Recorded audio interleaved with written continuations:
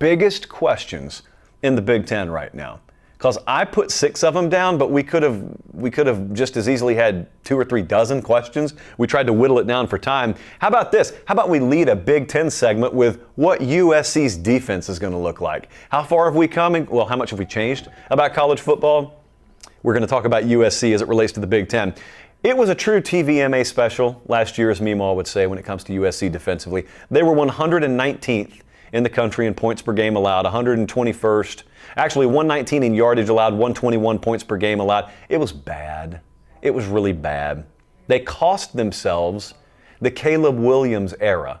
Now, I know that there probably would be a more diplomatic way to put that. I'm sure if we had Lincoln Riley on the show, he wouldn't say we wasted the Caleb Williams era. But when you have a guy that good and you don't win a conference championship with him, through no fault of your offense underachieving, I look at that as a waste. This is college football. LSU had the Heisman Trophy winner last year. They wasted him because their defense sucked. USC had Caleb Williams a couple of years. They wasted him. They don't have any hardware on the shelf to show for it because their defense was terrible. Now, Lincoln Riley is going to get quarterback play. Okay, so this is not me telling you once Caleb Williams is out the door, well, so long USC. No, he'll get good quarterback play. That's the last thing I doubt about that guy. What I wonder, for the millionth time already this spring, I won't waste too much time on it, is this entire program philosophical shift defensively, how much weight is there to it?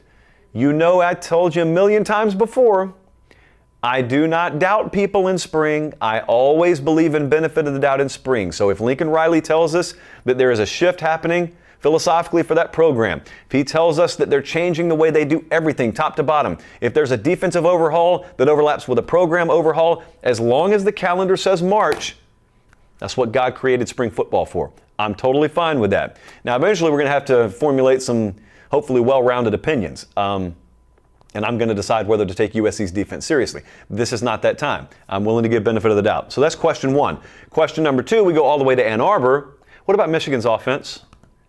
I took some flack, which I think was a little deserved, if I'm honest with you, the other day, because I talked about questions with Michigan. And I talked about how they're down quarterback 1, RB 1, wide receivers 1 and 2. I think, Jesse, what was it? 5 of their top 6 offensive linemen are gone. And I stopped there. Now, I shouldn't have stopped there. You guys were right to criticize me because they return a ton defensively. And really, defense could probably carry them again this year. At the very least, it'll give them a shot to win every game. But that's why I'm not questioning Michigan's defense.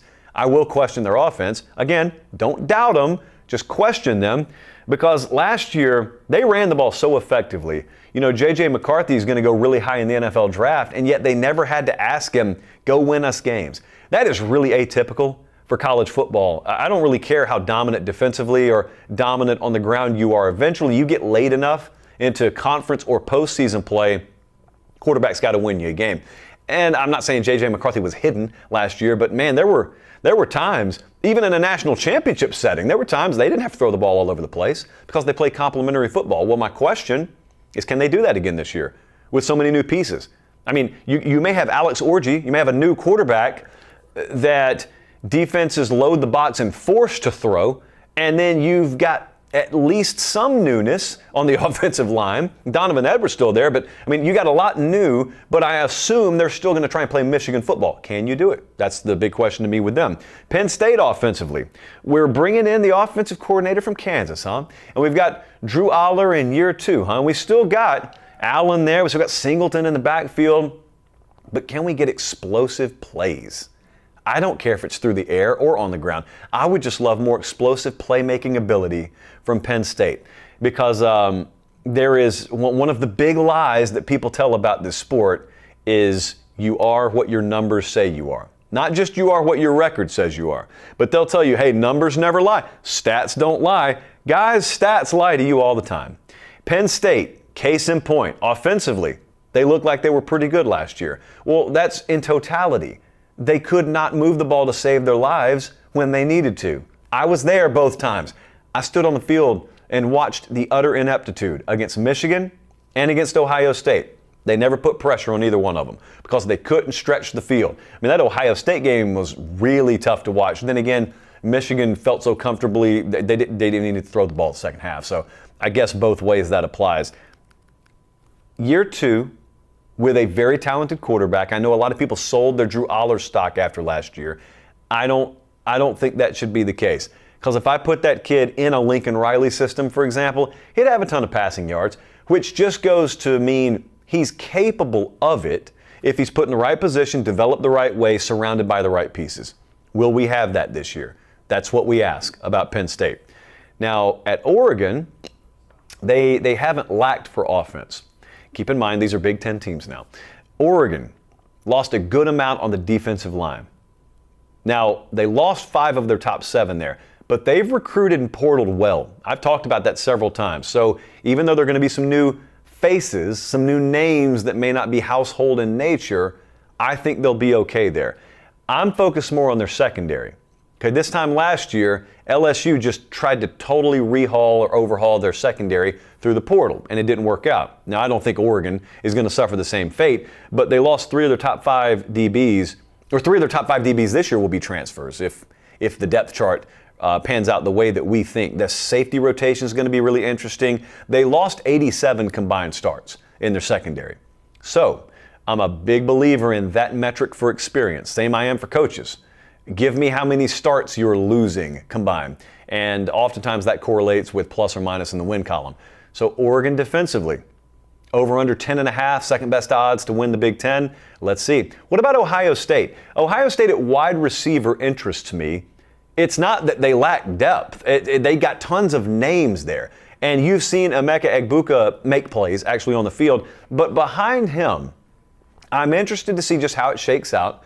Because remember, you've also got the quarterback situation there where McCord went to Syracuse. So you're going to have a new starter at quarterback. And you've got some big-time talent leaving, and you've got some big-time talent still there. It's just much more unproven. So as we talk about Devin Brown or Will Howard, who will be the starter at quarterback, and I think Howard's the overwhelming favorite, who are they throwing the ball to? If it is him, who's he throwing the ball to? Carnell Tate? Maybe.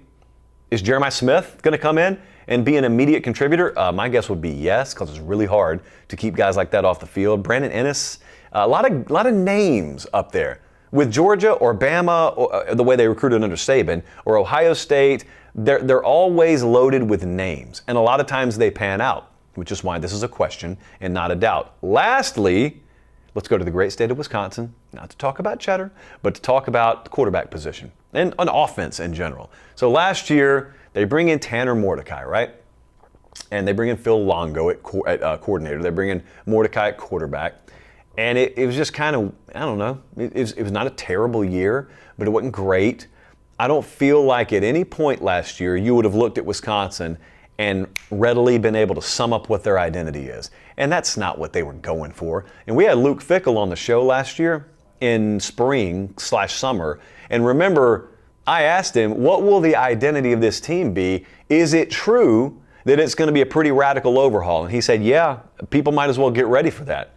In terms of what you know about Wisconsin football, it'll be a pretty radical overhaul. Well, that doesn't always finish in one year. So year 2, a lot of times you'll hear a coach say, oh, candidly, we didn't really get everything we want installed year 1, culture-wise, system-wise. Well, year 2, you don't really get to say, hey, it's taken us over 2 years to get everything installed. They brought Tyler Van Dyke up there from Miami. That's the quarterback this year. And you just blindly tell me Luke Fickell with a full year under his belt going into year 2, I feel good about it because I think the guy's earned benefit of the doubt. And what he did at Cincinnati was incredible. And I think they'll be improved this year, but offensively, what are they? What do they want to be? Has his mind changed at all from this time last year? That's what I'm watching with them.